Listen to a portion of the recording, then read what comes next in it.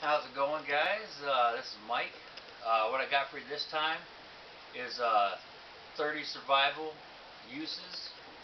30 survival uses for charcoal and wood ash. Uh,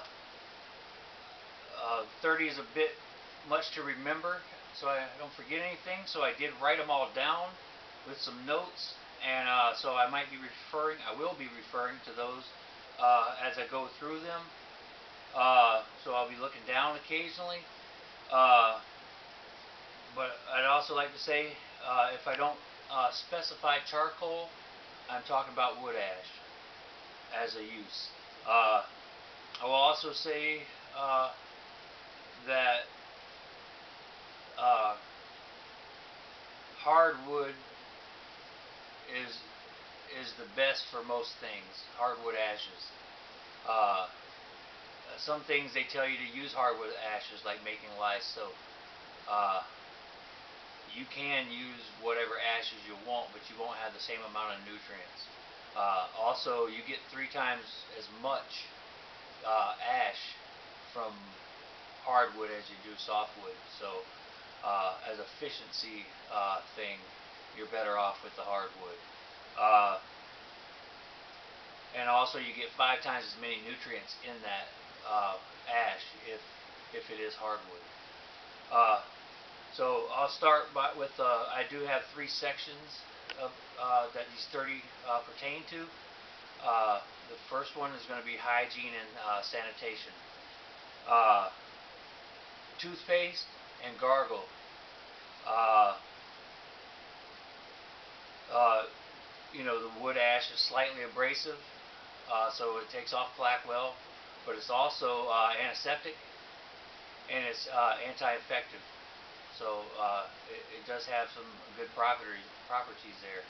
Uh, you can also make lye soap with the addition of animal fat or any oil or fat that you just happen to have with you or can find. Uh, you can dry bathe in it in the ash and and scrub with it uh, for the same properties that it would be for the brushing of the teeth, and but then rinse it off. I will say that uh, wood ash is a caustic, is an alkaline, uh, but it's only 5 to 10% uh, lye, uh, but which is potassium hydroxide. But anyway, so that's only 1 in 20% of that material is caustic. So you can put it on yourself, and it doesn't just burn you. Uh, but some people are more sensitive than others. Maybe if you use too much, or a solution that you use has too much in it, maybe that will affect you. If it does, wash it off immediately, and you'll be good. But once again, it's not just going to burn a hole in you. Uh, um, Charcoal can be used to make a water filter. Most of us already know this, have studied this, and it's been pounded in our heads, and for a good reason. But basically, what it is charcoal and activated charcoal. Uh, they take up, they have a lot of airspace. Uh, so, so just picture a golf ball, and all the divots are air spaces. And let's say there's even more that are on the inside that you can get to, just tons and tons of them. That's basically what a molecule of charcoal is, just tons of airspace and holes. And those airspace and holes, as water passes through them, or even air for that matter, but as water passes through them, microorganisms, particulate, anything like that starts to fill up in those holes, and what you get is cleaner water that comes through. Uh, okay, you can scrub your dishes with the ash. It's once again, it's abrasive, but it's also absorbent. It'll absorb the moisture out of oils and grease and grime, and and and it'll take all that off of your pots and pans for you and your utensils. But you could also, and this is very dangerous, but you can make a lye solution, which is basically the same thing you would use to make soap. You have to be very careful because it is extremely caustic, because you took those 1 in 20 parts caustic and lye and took it down to, like, let's say 1 in 3 parts, 1 in 4 parts. So now it's concentrated, and it's basically like an acid, and it will eat through clothing, tin, possibly aluminum. You need to use, if you're going to use this as a cleaning solution for deep down dirty tough grime that you can't get off of your utensils and equipment, you can't use your hands. You would have to wear rubber gloves, or you could take a cloth, take a stick and swirl around in there, use your imagination, but you can't touch it because it will burn you immediately. So, but once again, you only want to use this on, let's say, cast iron or stainless steel, things like that. You don't want to use it on aluminums and softer tin and metals like that, because it will eat and corrode those. Charcoal, it absorbs odors and humidity from shelters and outhouses. You can put it into a container, an open container, or you can just put a pile of charcoal in the corner of your shelter, and it will take care of some of the moisture and the humidity, and it will take care of some odors from your stinky feet, whatever. We're not going to be smelling great, I don't think, at some points. So that is a good thing to have. You can add ash to your latrine, to your hole that you dug, and it absorbs moisture and odor, and it covers the waste. So that's a good thing. You don't always just have to use dirt to cover things up. You can use that ash, and you could probably get more waste material into that hole. You can brush ash into pets and livestock to lessen the effect of parasite infestations. I'm not going to say it's going to kill your fleas, but it will make a hostile environment, and you won't have as many as you would. Ticks, I would say you still take those off by hand. But once again, it is caustic, so why keep an eye on your pets and your livestock, and if you see they start to do a lot of scratching and itching, and you check their skin for rashes or anything like that, you see anything, you wash it off of them.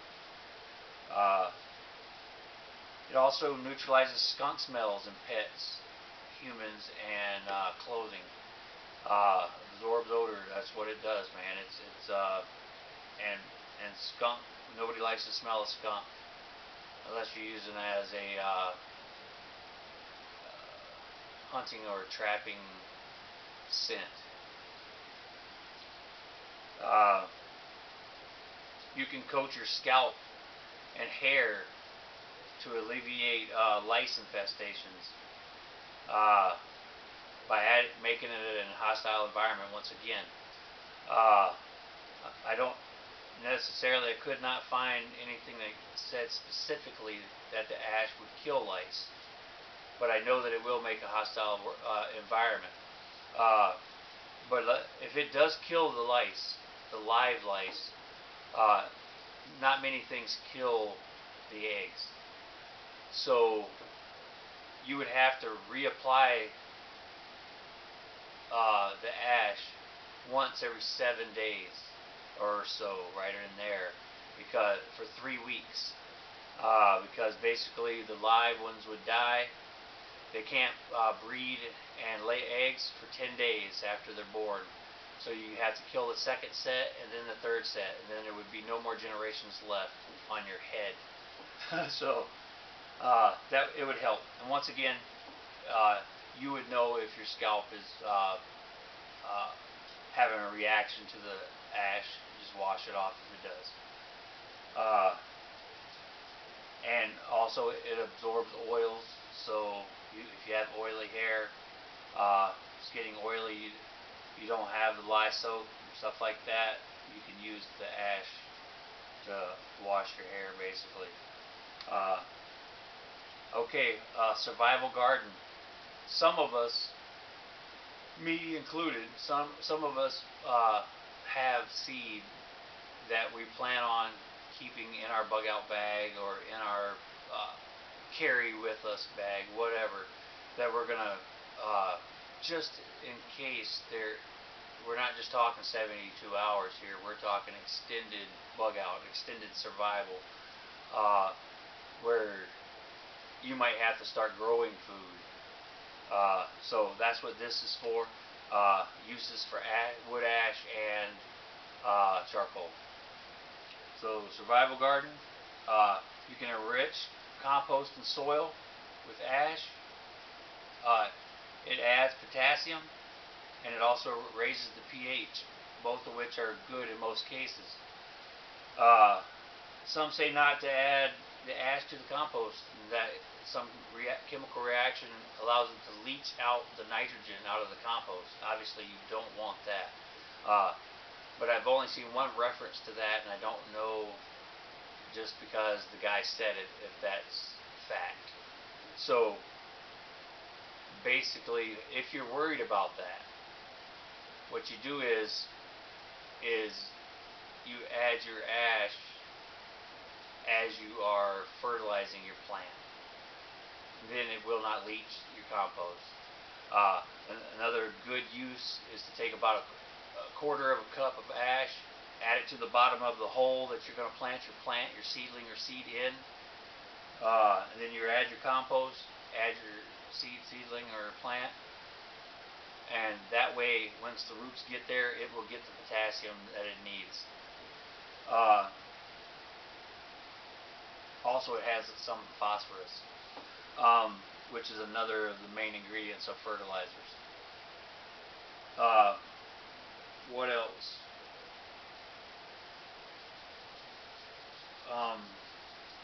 And you can also do a periodic dusting or add it around in a circle, almost like a mulch, for adding potassium.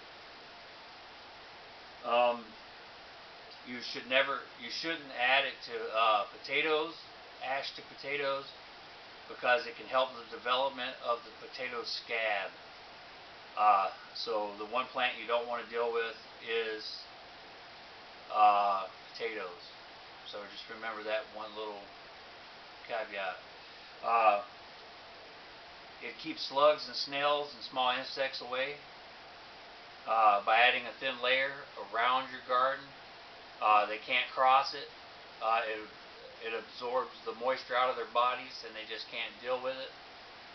Once again, a hostile environment for them. Also keeps worms and aphids at bay with a periodic dusting. Once again, too much raises the pH too much. But same principle. It absorbs water from the worms and invertebrate bodies. Okay. Don't dust seedlings. The alkalinity and salts can be too much for the young plants. And once again, I will say it one more time, adding too much, and you should add some, but adding too much can raise the pH too high in your garden and soil to the point that the growth of your plants is stunted. But don't be afraid to use some. Charcoal, add to compost and soil to add carbon. Once again, it adds air spaces and it retains moisture for delivery to the plants when it needs it. So the moisture is there in the charcoal, and once the moisture from the soil starts to evaporate away, that starts leaching out. So you get more bang for your buck, basically, with the moisture. Also, charcoal, you can use it as mulch. It adds carbon and impedes weed growth. And when I say it impedes weed growth, basically it's in a space. You're putting it just like any mulch, that's what it's all about. But the mulch covers a space, and in that space nothing can grow because something is already there. You can make a complete fertilizer with charcoal, ash, and compost. You're getting your carbon, and you're getting your phosphorus, and your phosphorus and your nitrogen from your compost, but you're also getting phosphorus and potassium from your wood ash. What I will say is it's not as powerful as what you can buy at the store, but once again, that's not an option if we're talking bug out or survival. One neat trick is you can prevent frost damage during a frosting event by adding a semi-thick layer of ash over top the plant, leaves and everything, dusting it, but with a little more than a normal dusting. And when the moisture comes down and freezes, it's in the ash, it's not on the plant. And having ash too long on leaves and the plant can begin to scorch it. So you would want to wash that off as soon as possible after the frosting event. But once again, or not once again, but basically if you're having frost at that point, it's probably telling you it's about time to harvest anyway.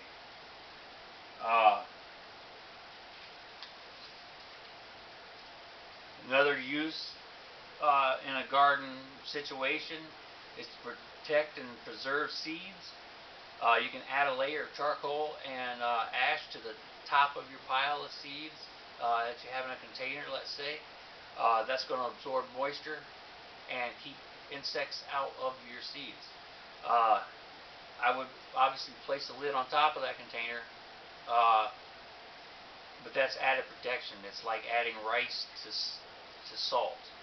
You know, that takes the moisture instead of the salt taking the moisture and getting hard. But you want to put the main lid on because you don't want it raining, because you know it will get saturated at that point. You can also preserve produce for longer periods. Basically, you dig a hole a couple feet deep. You place a layer of ash in there, a nice layer of ash. Then you place your fruits and veggies in there. Don't allow them to touch each other, because that transfers moisture from one to the other. You don't want moisture at all touching them. So you add a layer of ash on top of that, and then put a lid on top, some sort of cover to keep the rain out, because once again, too much water will saturate it. But the normal amount of moisture that's going to be in that hole in produce is going to be absorbed, and you're going to get another couple weeks out of your veggies, even a couple months out of your fruits and veggies. So nice shelf life addition there. Lastly, miscellaneous. You can add ash, wood ash, to your flush wounds, and it has been proven in a study that it was as effective as most over-the-counter ointments, because it has the right amount of scaffolding, nutrients, and metals, plus it's antiseptic and anti-infective for skin lacerations, is what they tested. So if you wanted to heal up quicker and you don't have any triple antibiotic ointment or anything left, or you're trying to save that for a bigger wound, whatnot, add some ash to it. It will help. Uh, Obviously, you know, it adds traction to ice. It's almost like adding kitty litter on top. It gives you traction. But it also melts the ice and gives irregular shapes as it melts, which gives more friction and traction. And you know, this method can be used for your camp areas, so it's not slippery, or your trails, footpaths. But you can also use it to free vehicle tires. The only thing I will say, if you're going to use it around camp and everything, it's going to get kind of messy because it turns into black, kind of a slush, basically, is what you're going to get. But you won't be falling on your face either. Also, large amounts, like a bucket, let's say, will smother a fire. Totally starves the oxygen from it and kills the fire for you. So if you don't have water readily available, use ash. It also will make ants relocate. Sometimes you might be setting up a little camp and you got a couple ant hills and the ants are coming in close and messing with your food or whatnot, and you want the ants out. What you do is you place a layer of ash over top. They won't deal with that, so they will leave and find another spot. This one's a little goofy, but I figured I would throw it in here because I mean it is practical, kinda, but I don't know if I would use it. But anyway, you can dust fish, fresh fish, with the ash, and it'll help you give you a grip while you're scaling or gutting it. You can mix with evergreen resin to make glue. Most of us know that one. You can also make pine pitch. Tattoo ink, for those of us that want to show camaraderie with the rest of our camp dwellers and put the same tattoo on your forearm, whatever. But some people do tattoo. I mean, they do. I don't know if I suggest it because it could get infected, but you can do it. You can rub ash around your eyes to reduce glare. It adds a grayish film, blackish grayish film around your eyes, which reduces glare. Charcoal, it makes a black face and body paint for like tribalness, or just rubbing it around your eyes or under your eyes to reduce glare. You can also use it as a black chalk to mark trees and buildings, and smaller diameter pieces for writing utensils. They've been using that for thousands of years. We might have to revert back to using a little bit of charcoal to write something you need to write down with. But that's it for my 30. I think there's quite a few things that can be helpful, especially when you're talking about hygiene and sanitation. So I would just refer back to this. I will myself refer back to these every once in a while to kind of get them in my mind, because I know the glue, I know the filters, I know a lot of these things, but you get them all in there, and when you one day, if it ever does happen, that's what we're preparing for, you can pop one of these out and it might really help you in a specific need or basis. Okay, thank you.